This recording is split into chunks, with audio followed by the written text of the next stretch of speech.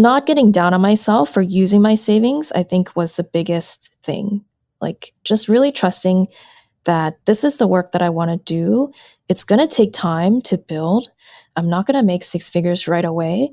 But if I keep working on it and I love what I'm doing, then I'm going to be okay and everything is going to work itself out. This is Debbie, and welcome to another episode of The Offbeat Life, where I speak to inspiring individuals who ditched the norm to become location independent. We'll learn how to create sustainable laptop lifestyles from the experts that will help us achieve freedom from our 9 to 5. Hey friend, have you been thinking about creating a freedom lifestyle by starting your own podcast? Well, lucky for you, I have created a new one-on-one podcasting program. From starting, branding, marketing, monetizing, and scaling, we cover it all. If you're interested, send me an email at hello@theoffbeatlife.com with the subject line podcast program to learn more. Again, email me at hello@theoffbeatlife.com with the subject line podcast program. I will see you there. On this week's episode, I speak with Miinkay, who is a body worker and career coach. 5 years ago, she quit her long-time career as an IT consultant to find her calling. After the initial panic and stress that comes with reinventing yourself, she started on the path to a career in wellness. Now she has a successful private practice and is building an online business around helping people find their purpose in life. So listen on to find out how Miinkay has been able to successfully grow a private practice as a remote wellness coach. Hey everyone, thank you so much for being here. I am super excited to have my guest on today. I'm here with Miinkay. Hey, how are you? Hi, Debbie. I'm good. How are you? I'm wonderful. Thank you so much for being here. Can you tell us about you and why you live an offbeat life? Yeah, my name is Miinkay. I am a career coach, and my offbeat life is, I think it's offbeat because I used to be an engineer and a consultant, and I quit all that cold turkey because I just knew it wasn't for me.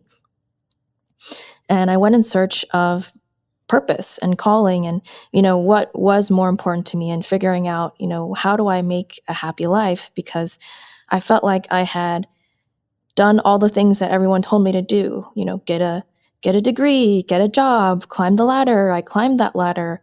In the end, I was making six figures at my old job and I was still so unhappy.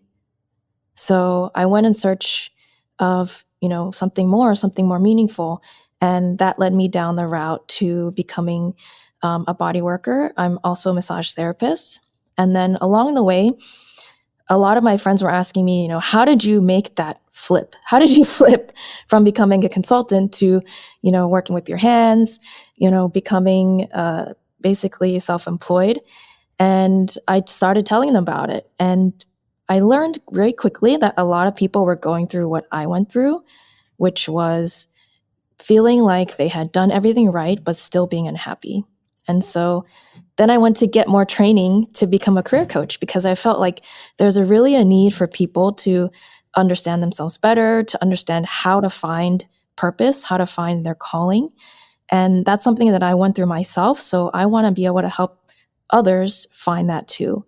And so that's when I started my online business around career, learning how to do your own career, learning how to search for what is meaningful to you and leave behind what is not. And then also I started my own podcast too, to help people figure out what do I do with my life and how do I make a life that I love to live. That's a really hard thing to do for anyone. For a lot of people, we figure that out when we're in our 30s, 40s, sometimes even 50s, when you've been at your job for like 20 some odd years, and then you start questioning everything. You've been happy for like decades, and then you finally get that chance to be like, oh my God, this is not it for me. So what was it for you, Miinkay, that really pushed you over the edge to say, this is not something that I want. This is what society told me to do. Maybe even my family or friends expected me to do this. How did you finally transition to that point where you were like, I am ready to leave that, leave all the expectation, leave the 6-figure job to do something I have no idea about, right? Because that's a huge leap. Yeah, it was probably the scariest thing I've ever done in my life. I think at that point I was just fed up because when I started consulting, I knew pretty much right away that it was kind of like I was unsatisfied, and then I just try to work my way around it. Like, well, I'm here, maybe there's another position I can try, or maybe if I move up, it'll be better, or maybe if I move industries, that'll be better. And so I just tried so many things. I tried to like it so much. I tried my best. I eventually left the consulting world and went into in-house and like worked for hospitals for a long time. And I felt like, could this be a thing? Because I'm doing good in the world, people need this work. But in the end, I just got fed up. I was tired of waking up every morning. Like I didn't want to go to work. I was tired of being bored. I was tired of, going out to party to take my mind off of it. I was just tired of my whole lifestyle. And at that point, I had started to question everything, question how I was doing things, question my way of living, because to me, it was like all the things I thought I was doing right led me to this dead end. So how do I shift everything and reset so that I can figure out what is really going to be good for me?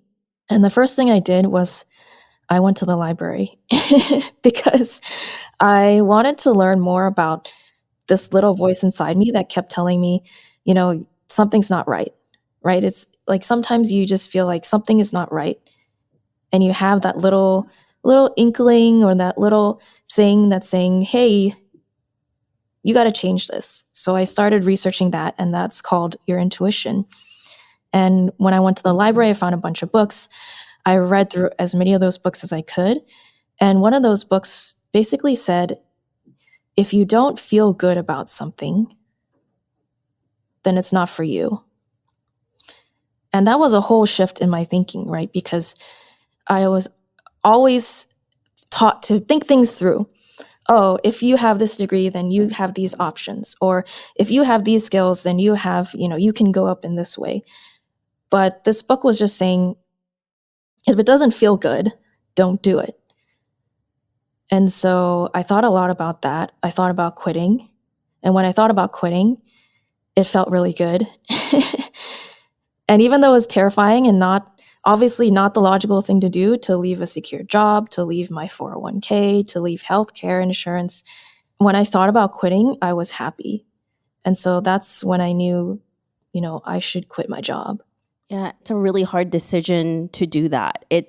I've been in your position, it's something that we thought we really needed to do. And then your world is turned upside down. And then you get into this mental state where everything is just really confusing, right? But I think for most of us, it's better to be in that state than be super, super miserable. And, with me, I had panic attacks, right? Like I had everything that I thought I needed, a good job, well-paying job. There was really nothing wrong with it. I think, and I mentioned this before, and I think it's the worst when your job is not bad, right? I think it's easier to leave something, right? You know what I mean? It's easier to leave something when you absolutely hate what you're doing, right? Maybe your coworkers are bad. Maybe they're not paying you as much. You're just not appreciated. But I feel like it's easy to get out of that because you're like, screw this. Like, I hate everybody here, or I just hate this position. But when it's a job where you literally have nothing to complain about, it's so much worse because you're like, what the F am I doing? Like, there's nothing to complain about. But like you're talking about intuition, Miinkay, and in your soul, like your intuition is telling you this is not where I'm supposed to be. And there's some sort of guilt sometimes that you feel along with it, right? Because it's like, there's nothing really to complain about. I went to school for this. I spent so much freaking money. But then talking about and thinking about what you really need for yourself is so different, right? Like, and just trusting yourself, trusting your instincts, your intuition, and leading with that. It's a huge thing to do. And you definitely were able to do that. So for you, when you finally took that step and you decided to do something completely different from an engineer to using your hands and then being a career coach, what was that like for you? What was it like to finally leave? Did you have a what now moment? It's like, oh my God, I finally did it. What do I do now? Oh yeah, totally. When I quit, I first I took a whole month off, and which I had never done before in my life, and I just I did a road trip all over the country. And I came back home, and then I was like, now what? What do I do? How do I figure out my life? Where do I go? I don't have anyone to tell me, who in the world knows how to quit their job and then start a new one? Like, that's not a thing that you learn in school. So at first, I freaked out a lot. I had a lot of anxiety. I had a huge identity crisis. Who am I if I'm not this person? Or who am I if I'm not a consultant? Who am I if I'm not working for hospitals? Who am I if, who am I now? And so I went through that sort of like rebirth about, okay, well, if I'm not that person, who do I want to be? How do I want to change my life? And what do I want to do? And that was just a big question I didn't know how to answer. What do I want to do? Everything that I read just kept telling me, follow what's interesting. Follow what sparks you. Follow, even if you don't know if it can make you money or not, even if you don't know where it's going to lead you, just follow what you like. So it's like, okay, I'll try that, and I'll trust, because I think that was the hardest thing for me is to not know where I was going. Usually when you go to school, I got my engineering degree, I knew my options. I knew how much money I was going to make in those jobs. I knew everything. But at this point in my life, I had no idea of any possibilities. And I was worried that I wouldn't be able to support myself. I was worried that I wouldn't be able to pay for my healthcare insurance. I was worried that I would have to, move out of my apartment and downsize or move back home. Like, there were so many things going on. But somehow I got through it, with the support of my friends and my boyfriend at the time. And I just started going down this road of, okay, what's interesting to me? And that led me to study more yoga, because at the time I was a yoga instructor as well. And then one of my friends who runs a yoga studio is also a body worker. And she does massage, and she does all these other specialty work, craniosacral therapy, energy work. And she was like, oh, I think you should look into this kind of work. I think you would really like it. And so I said, okay, sure, why not? Like, what could hurt? And so I started looking into it. I signed up for a class. I started going through that route and discovered that I really was interested. I loved it. And when I started doing it, it was so fascinating to me, and I just wanted to keep doing it. And that's how I got started on that path. It's so fun when you finally figure out what you want to do, right? And it's such a great feeling when every day is a completely new feeling when you're actually doing something that you enjoy. It's like liberating. And you actually want to get up and do it. So that is amazing when you finally find that. And I think most of us, my listeners and us here too, Miinkay, that's really what we strive to do. That's really what we want our ultimate life to be. Before, it's just like, you need to go to school, you need to find a job, you need to start a family, then you have fun after you retire and on those 2-week vacations. But I think now for us, the most important thing is being able to balance everything. And then when you find that, you realize that you don't need to be 63 or 65 to finally enjoy your life. It's such BS when people give you that type of story sequence that you have to follow. So I love hearing that from you. So making sure, right, that you are financially secure, that is most people's fears when they finally leave a secure job, secure 9 to 5 job. And then when you either become a freelancer, a remote worker, you start your own business, that's something that you can't automatically make sure that you have, right? That's not a guarantee because you don't have a company paying you. You don't have a set salary. You really have to make that yourself. And it's a difficult thing in the beginning. So how do you make sure that you go over that hump and make sure that you still have the security that you need in order to keep going and not having those fears as well? Yeah, I think as a kid, I was taught to save a lot, so I was really good at that. And luckily, I would save a lot of my salary. I definitely lived well below my means when I was working. And so luckily, I had a lot of money saved. I had it invested, and those investments did well and kept doing well. And while I was trying to figure out my life, I was sort of managing that using a lot of my savings. I'm still using my savings sometimes, but not as much as before. I got a part-time job to pay for things and downsized a lot of the things that I did. I didn't go on vacation for 2 years. I made some sacrifices, but to me, it was worth it because I wanted to shift everything and change my life. And what I was studying was so interesting to me. I kind of didn't even miss a vacation. Like when you're working a job you don't like, you're looking forward to that vacation because that's something to enjoy. But when you're doing work that you love, you're enjoying every day. So like you were saying, that old idea of like working for vacation is totally agree with you. Like you can have a job that you enjoy every day and then every day feels good. And that was what I was striving for. So I didn't really miss the vacation. I didn't miss, all the other things that I had spent money on before because I didn't like my life. So I was able to manage my finances that way. And having the part-time jobs, starting to work as soon as I could once I got my massage license, starting to get clients through my friends, and just putting myself out there is, how I manage that. I would say I'm still not in the green, partly because of COVID. Last year kind of demolished my massage work, but that's okay because I managed. I got an employment. I made things work. I still had some savings.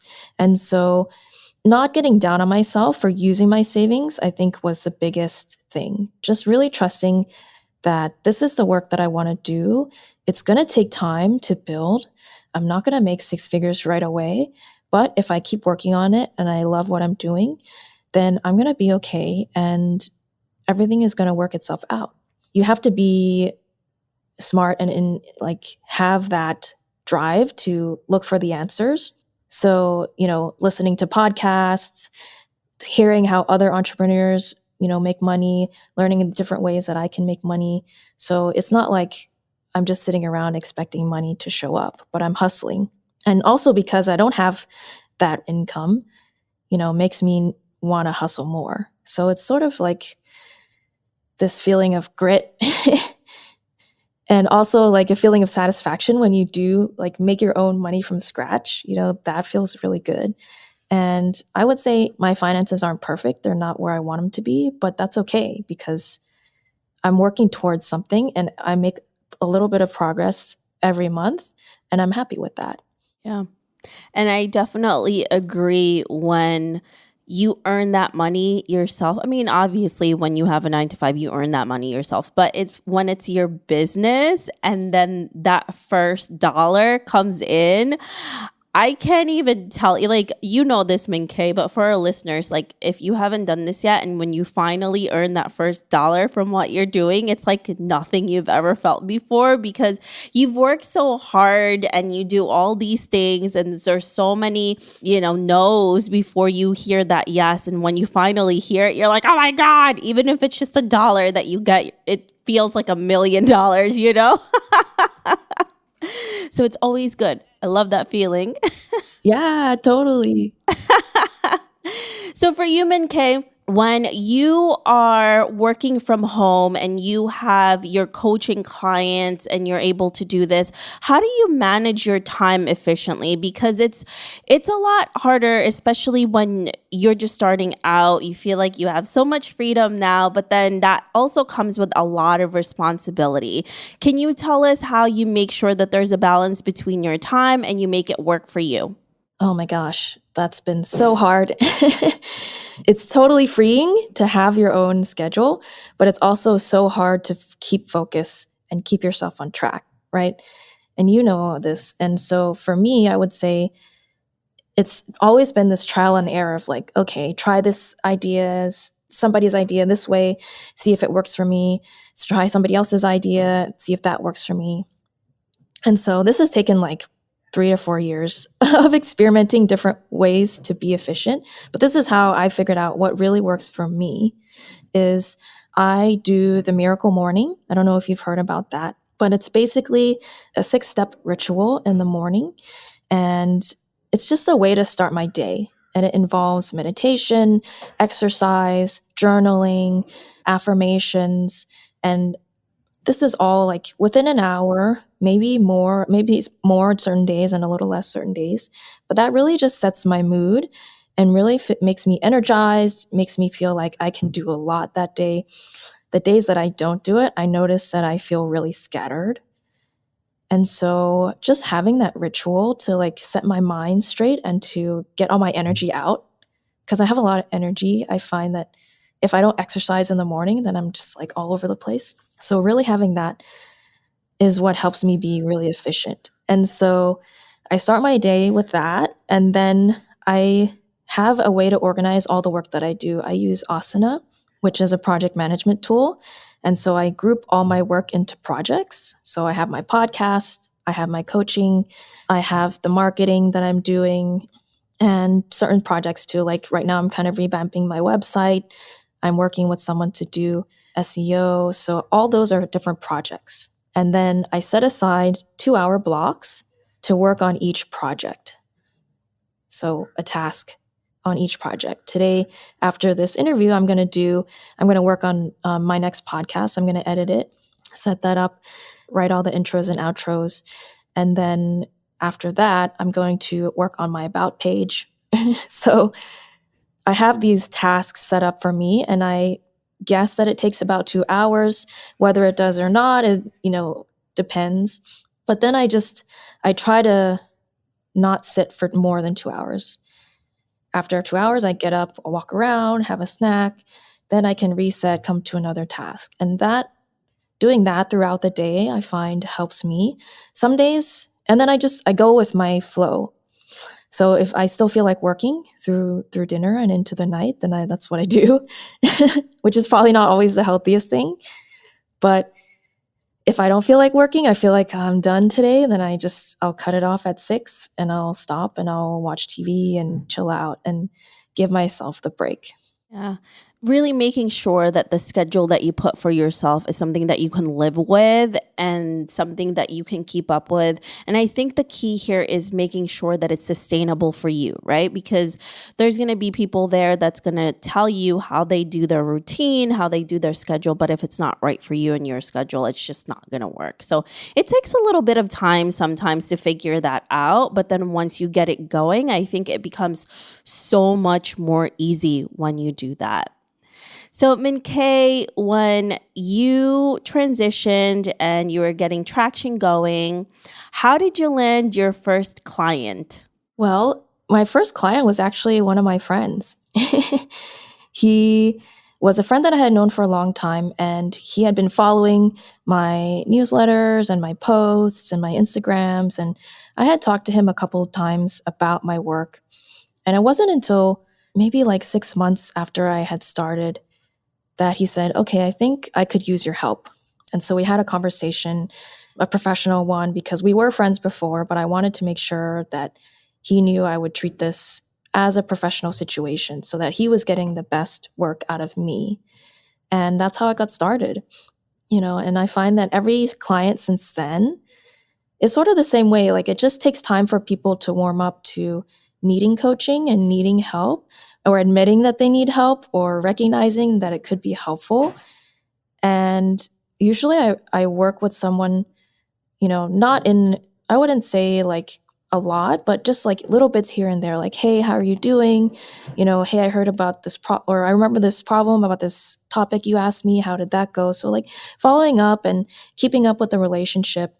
And then, it usually takes like 3 to 6 months before someone wants to hire me. And I think it's because they just want to make sure that they actually need it and that like this is going to work out for them, because one-on-one work and one-on-one help is definitely expensive, but can be so rewarding. And I think a lot of people just have never spent money on themselves that way.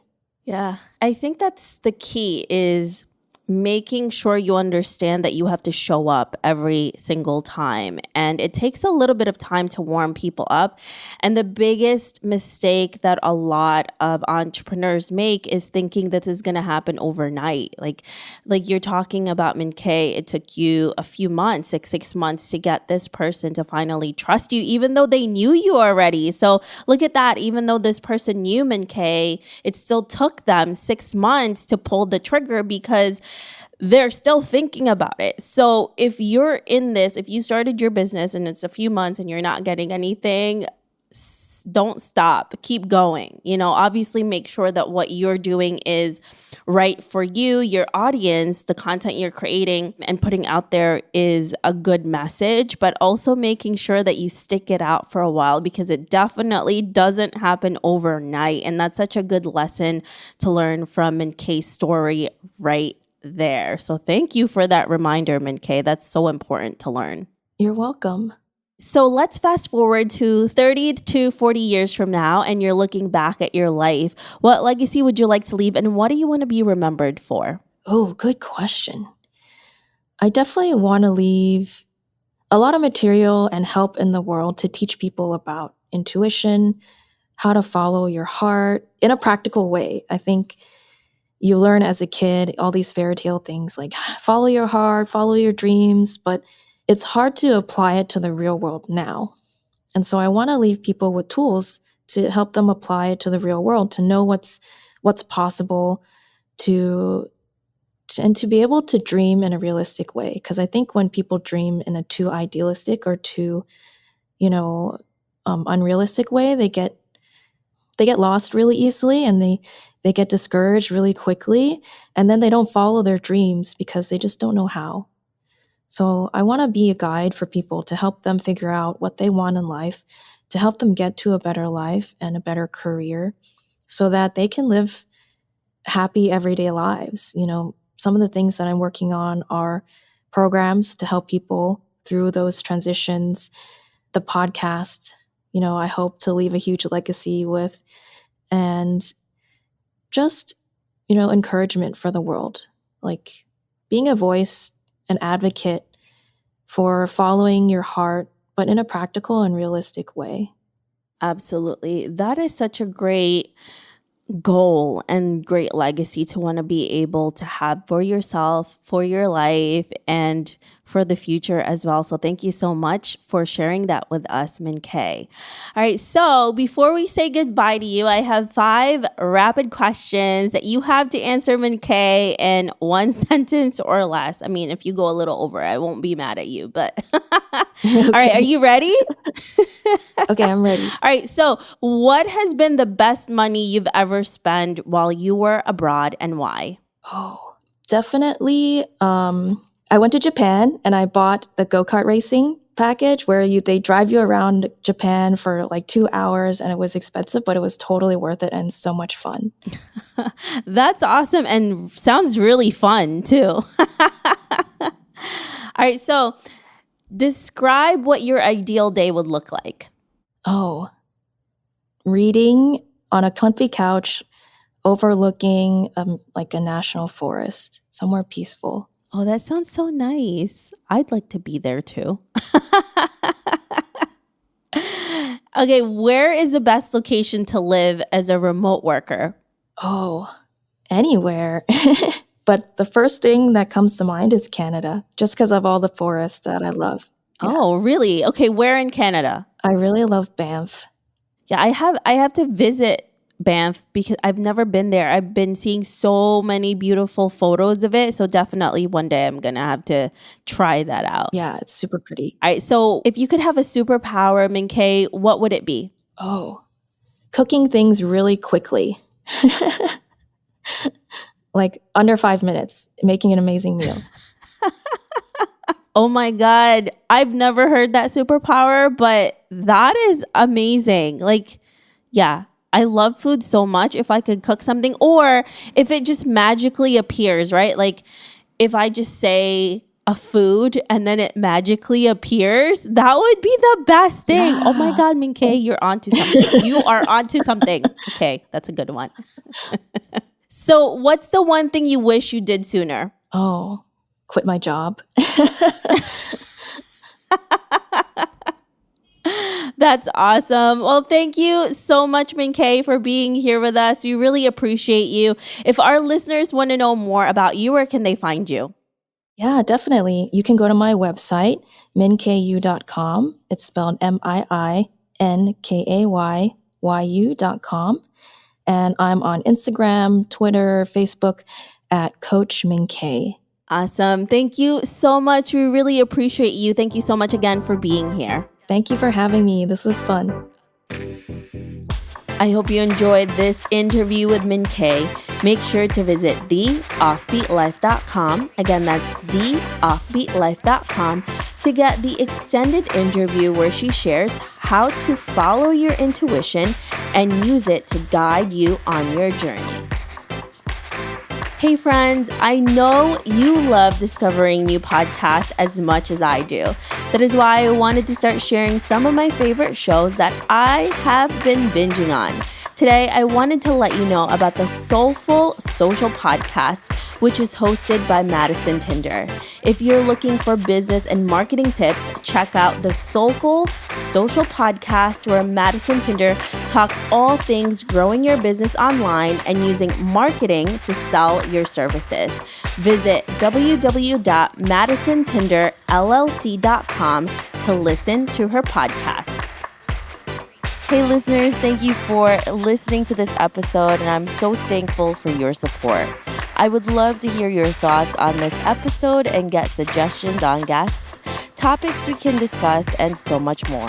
Feel free to reach out at hello@theoffbeatlife.com and let me know what you'd like to hear. If you like the show, don't forget to give us some love and review on iTunes.